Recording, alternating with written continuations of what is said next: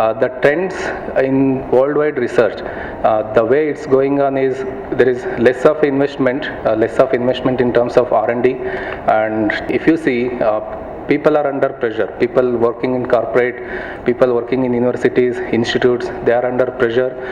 Everywhere ROI is being expected. What is the return on investment? So I am investing some money and then produce something. That's because the world is becoming very competitive, so everybody is trying to be in the race, and okay, who is ahead, so I want to be there first.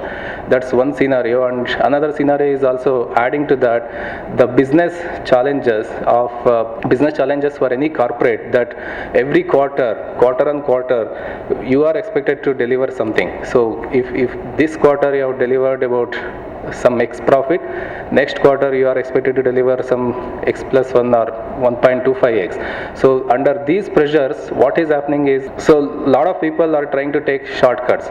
Okay, so in the goals of every engineer, in the goals of a scientist in a corporate or anywhere, luckily in India the universities or institutes are spared from these goals. Probably they have their own goals of publications, but in corporate all the engineers are set with a goal that okay, by December or by March end you are expected to produce so many patents, and you are expected to complete a product, and you are expected to identify new differentiator for a product that is going to be there in the market and that will win us, so that our revenue goes up and we win the market.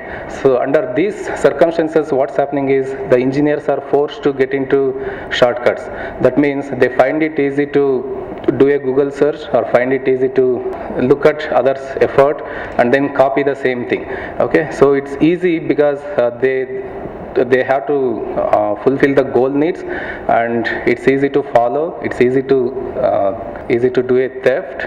Okay, and most important thing is they are not punished for that. Only corporates will be punished.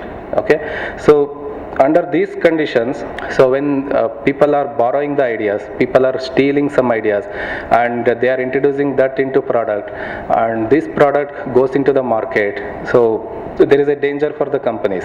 So even if the patents go into the patent office, there is a danger for the company.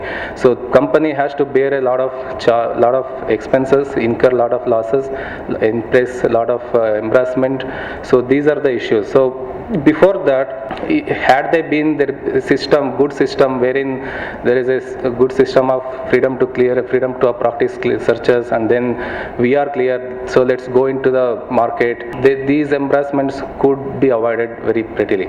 Okay, so this is a situation, and I'm sure most of the engineers do copy, and this is causing a lot of problems to the corporate, and that's where the legal department and IP department plays an important role. I'm going to pick up some scenarios why and when we are going to do a freedom to practice searches.